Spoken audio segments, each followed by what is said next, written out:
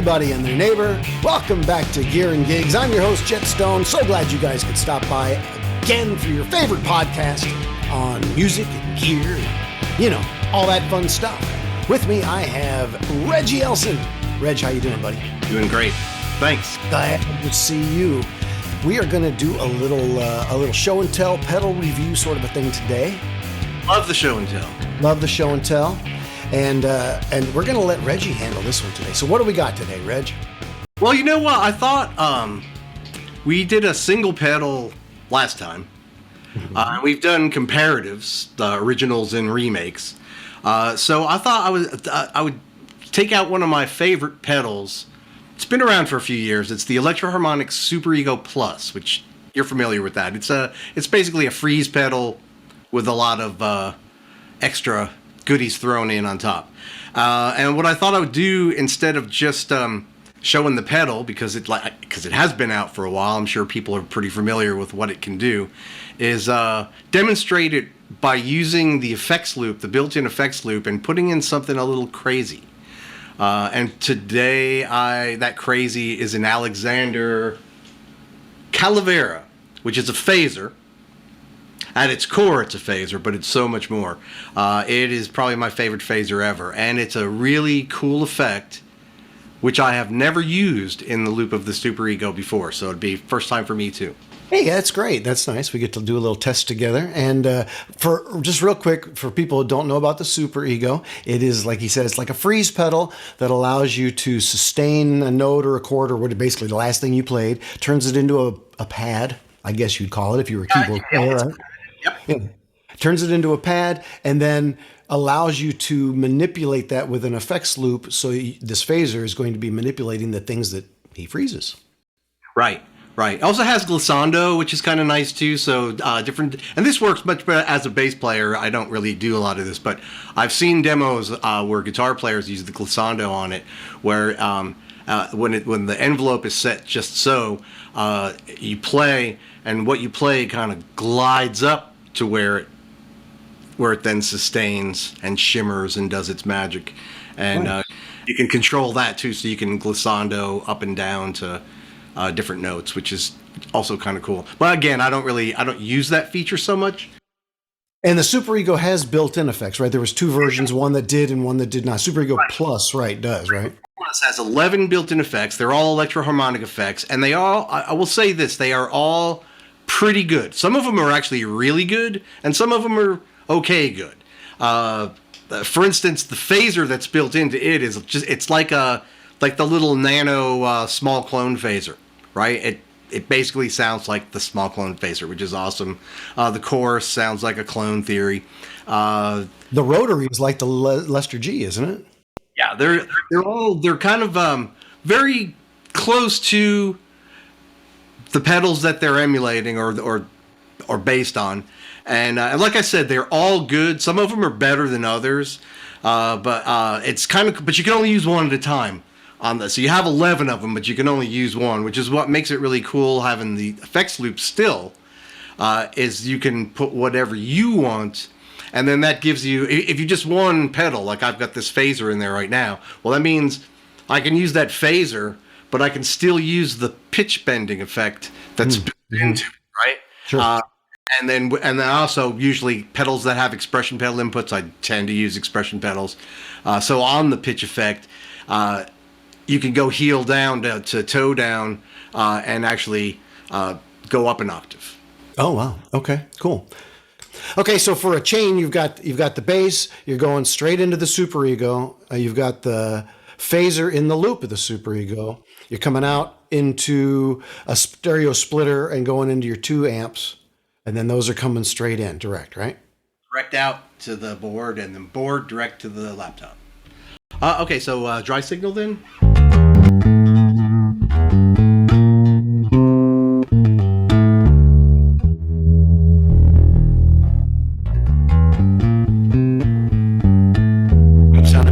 Good sound of bass. This magic. See, I'll tell you how magic it is. This is the first time I've ever touched a bass guitar, and it's such an awesome thing. It just basically plays itself. You put your fingers where you think where you've seen other people do it, and then boom. It is a great sounding bass. It really is. It's magic. And those amps sound very natural. Oh my God, these amps. As you know, I have been through a lot of amps in my life, chasing after something. Wasn't sure what I was chasing after, but I was chasing after something. And I've been through a lot of amplifiers, and where I landed on these two, and they're both 300 watts too, so they're really nicely matched for a stereo pair.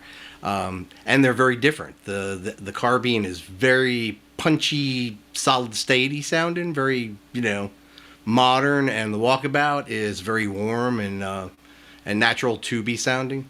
The biggest difference between them as far as the actual topography is they both have tube preamps, but the walkabout also has a tube driver stage. So the MOSFET power section is being driven by another tube. So it just adds a little something, adds some magic to it. And by itself, I mean, if I was going to do a gig, right, I would use the carbine because that's the punch through clean, the walkabout would get it easier to get lost in a mix, right? Just because of its, I don't want to call it sponginess because it's not really sponginess, but you know what I mean. It's some of them older amps or that old amp sounds are they just got a little less of that upper mid range cut through that the carbine has in spades. So anyway, just for FYI. Sure. Yeah. Okay. So the carbine, that's the M3. What is that? The 600? Oh, you said it's 300 watt. 300 watt. 300. Yeah, they're both 300 watt amps. Obviously they're sitting on speaker cabinets, but they never get plugged in. They just run DI straight to the board and headphones. Like that's too bad because they're great cabinets. Those Aguilar. They are. They would. Yeah. And in a live setting, sure, or even just playing with a band in a garage somewhere would be kind of awesome.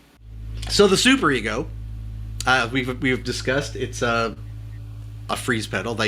Electro Harmonix first came out with the freeze, and then later turned it into the SuperEgo because they then added more control to it. Especially envelope and threshold control, right? Threshold, yeah. So you have an attack and a decay, so you can make it last as long or short as you want, come on as quick or as slow as you want. You have separate levels for your dry signal and your affected signal. You also have layer and gliss controls, which work better on guitar, truthfully. I've seen demos of like the Electro Harmonix guy playing this pedal, using that on guitar, and it's amazing.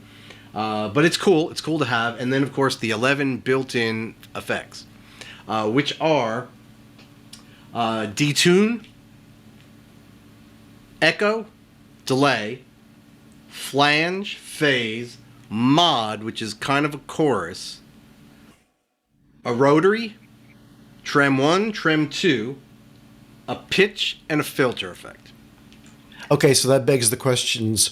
What's the difference between echo delay, and what's the difference between trem? I'm assuming trem 1 and trem 2 must have a different waveform for the trem, right? I believe that's what it is. I think one's probably a sine and one's probably a square. So echo and delay, is echo just a short echo? Echo is more like an analog delay, and I think delay is more like a digital delay. Okay. I think. And there's sounding anyway. We know it's all digital, but sounding. It is all digital, but we could play around with it, but not like I said. A lot of people have done demos on these, and this is more about using the effects loop with something a little bit wacky. Let's see my dry. I'm going to pull my dry down a little tiny bit and effect level up. Attack is going to be fairly slow and a long decay, so it holds for a long time. And my threshold, I should be able to play some. Okay,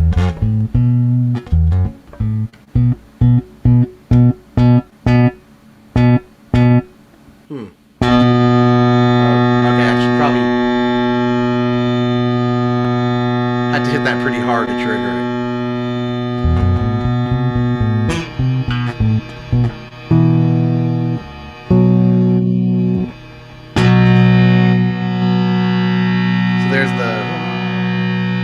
Here's the built-in phaser. We'll slow that down some.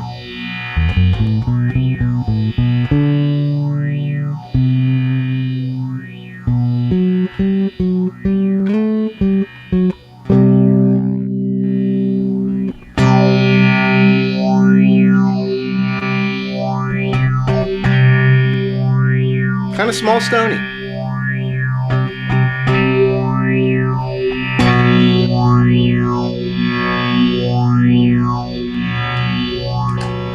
So I'll leave the SuperEgo set up like that because I still got to hit it fairly hard to trigger it, but at least I can play under it.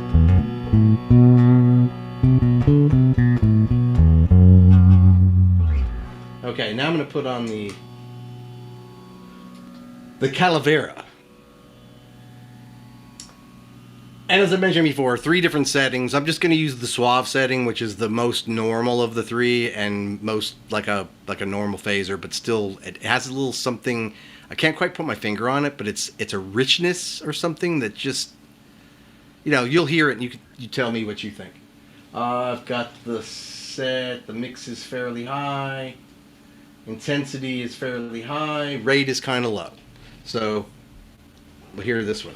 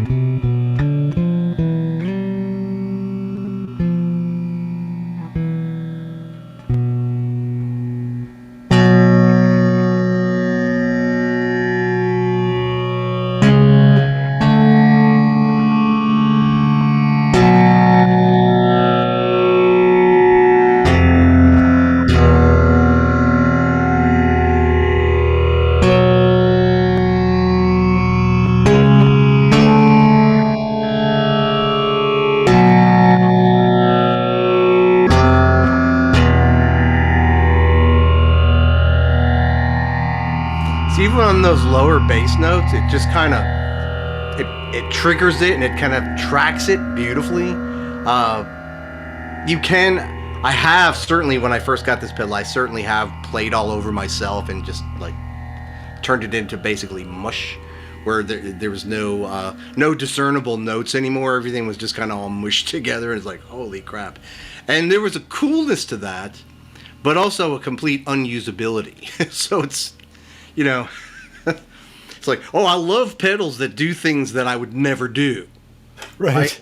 I love that. I mean, I love things that go so extreme that there's no musicality to it anymore at all. And there's really, unless you're just making noise, which people want to make noise. There's some great pedals that'll do that just kind of really go off the edge.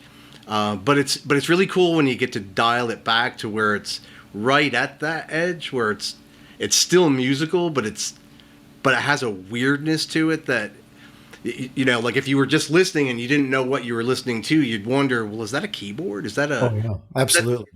You know, what is that I'm hearing? It's like, I thought it was a bass guitar, but it's, you know, and so those are the things I love to do with some of the weirder pedals, like the Rainbow Machine, which is the greatest example of all time, because that almost that's almost unusable in almost any situation, except on the most subtle settings. Like, you got to basically turn everything virtually to, you know, not, and and even then it's still kind of like a really out of control chorus. You know, when you get a chorus that you just dial it up to the point where it's like, oh my God, that sounds really interesting, but how would I ever use that musically? Answer, you wouldn't. It's just not. Well, show us some of the extreme settings that the Alexander can do with the loop, and let's see how twisted we can get this thing. I'm going to put it on loco. There are 3 settings. I think I mentioned suave, which is where I have it and where I normally always play it, and that's the normal phaser that can get fairly extreme, but not really that much more extreme than like even a phase 90 if you really, you know what I mean? Sure. The middle one is a dynamic, which is kind of weird because there's 4 knobs on it, and one of them is rate. But when it's on dynamic, the tweak knob also affects the rate, but in opposite ways. Because I think it's supposed to be a dynamic thing, and of course I'm already using a dynamic pedal in front of it, right? It's in the loop of a dynamic pedal, so whatever that threshold is, to trigger that dynamic effect on this, it's not really great. But loco is the third setting. I'm not changing any other setting from what we had. So this is what we had. On a very slow sweep. And I could just want to hear that more.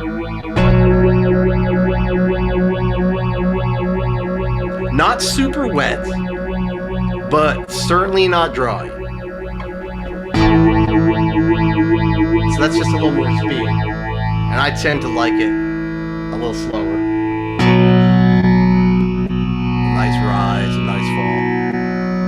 Now all I'm going to do is switch it from that, without touching any knobs, to loco.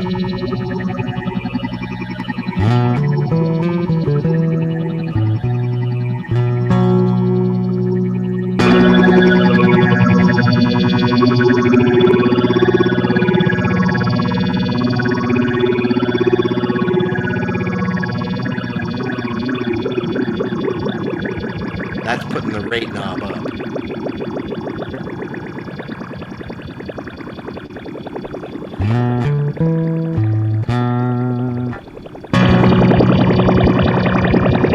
It almost sounds like an underwater motor. It's very liquidy, very liquid sounding, and yet it's almost got a machine-like helicopter-y train sort of a thing going on.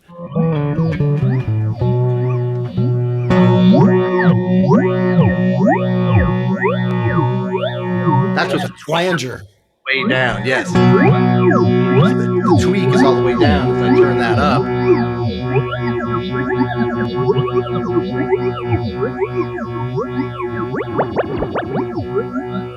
It's very vocal at that point. It's almost like it's talking. now I got the tweak down and the rate knocked down, but I'm still on a loco, so... Do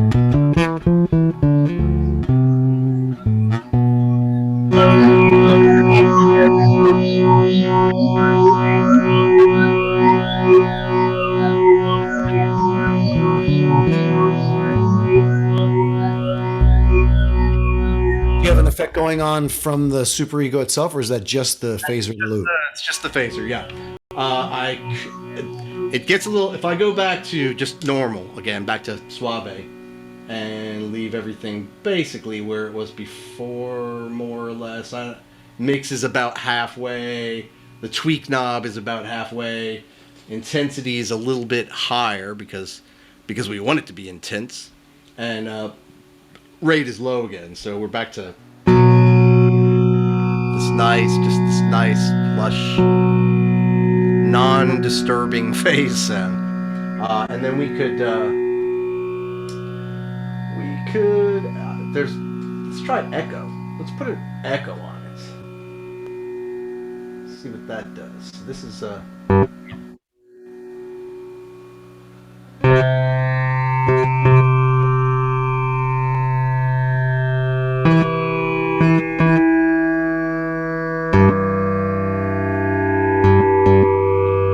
not very impressive. This is the delay. Oh, it would help if I turned it on, sorry. Well, that echoes nothing.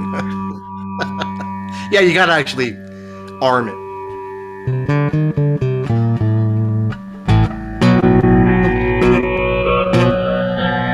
That's kind of slow.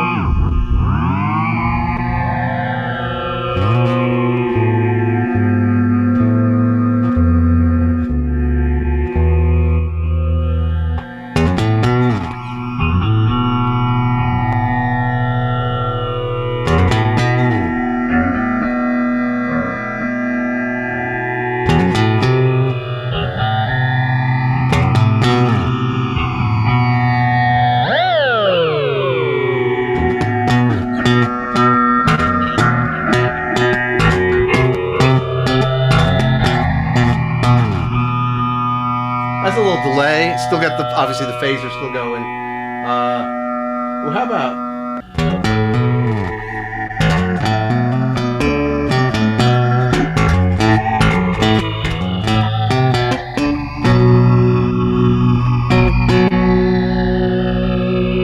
That's the mod that's sort of a little chorusy.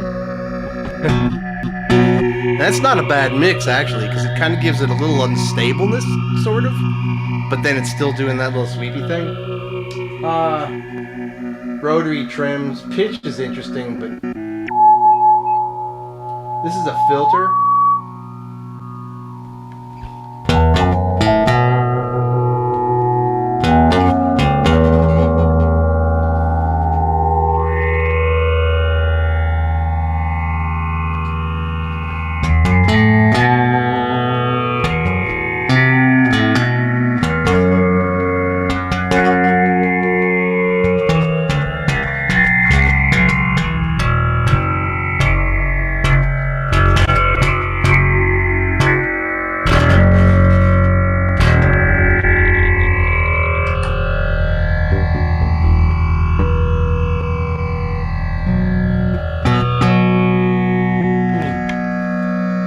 But yeah, there you go. Basically, a lot of fun. I mean, obviously, not something that you would want to be using often, right? It'd have to be some part of a song somewhere that used that as a feature for a specific reason.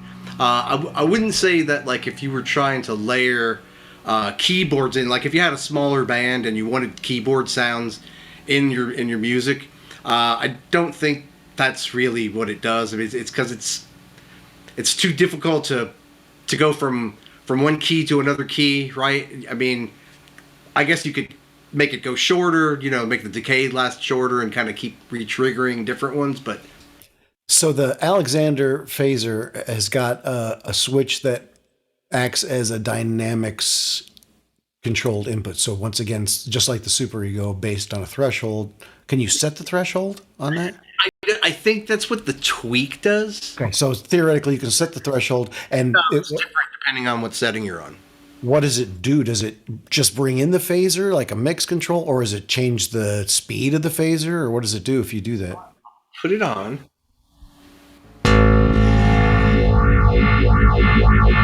So see how it kind of, it wasn't there at first, and then it kind of came in, and the speed is sort of. Now I haven't changed any settings. Everything's sort of moderately set.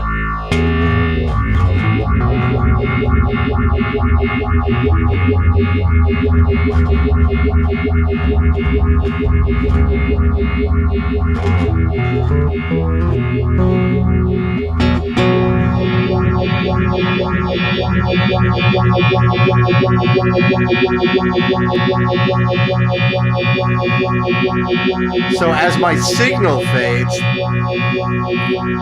speed gets slower, and as it's picking up, it speeds up. So it kind of. What happens if you mess with the tweak while that's happening?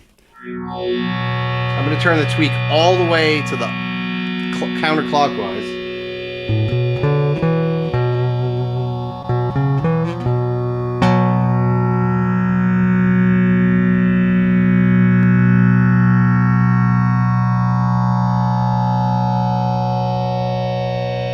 Interesting.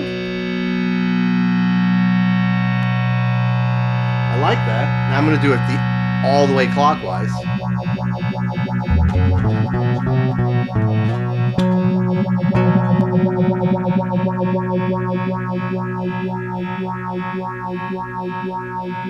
So it slows down faster. So does your rate affect how does your rate affect this situation? I just turned the rate knob while it was running. Up or down? Really around 10 o'clock on the normal phaser. As I turn it counterclockwise, which would be slower, it does this. And then as I turn it what would be faster, so I think it's maybe a different starting point.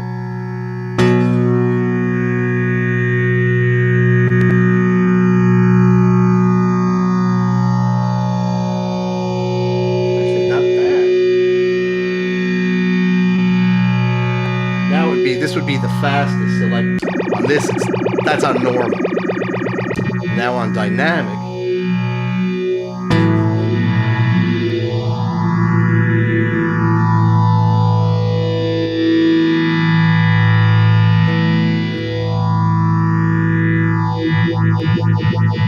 Now I've moved the tweak knob to in the middle.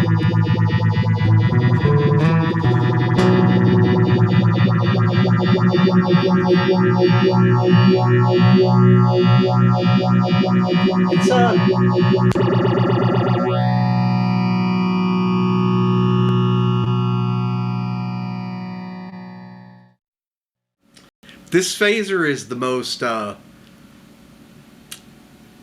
able to get to the place that you don't want to use it, right? Mm-hmm. So it has the ability to go further than you would really ever take it musically. But when you set it tastefully, I just think it's a fatter, richer sounding phaser than anything. So can we hear it direct without the SuperEgo then? We can do that. Okay, so this is just back to...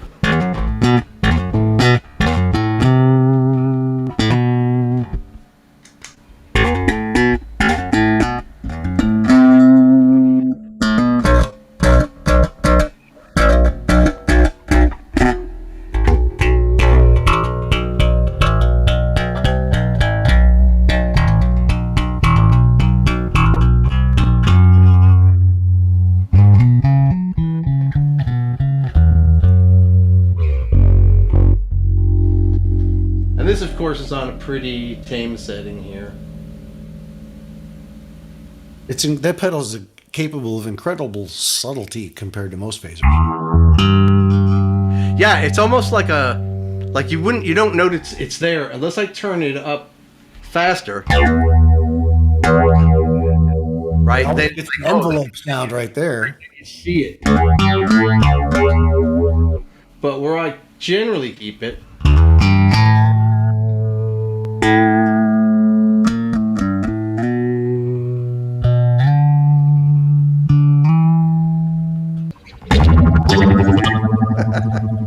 that's just flipping it back to loco again, you know. So put it on the dynamic mode now.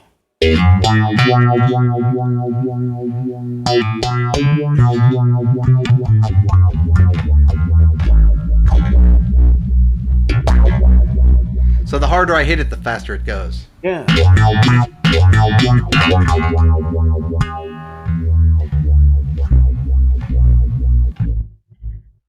But there you go. That's basically a cool phaser in the effects loop of the SuperEgo Plus.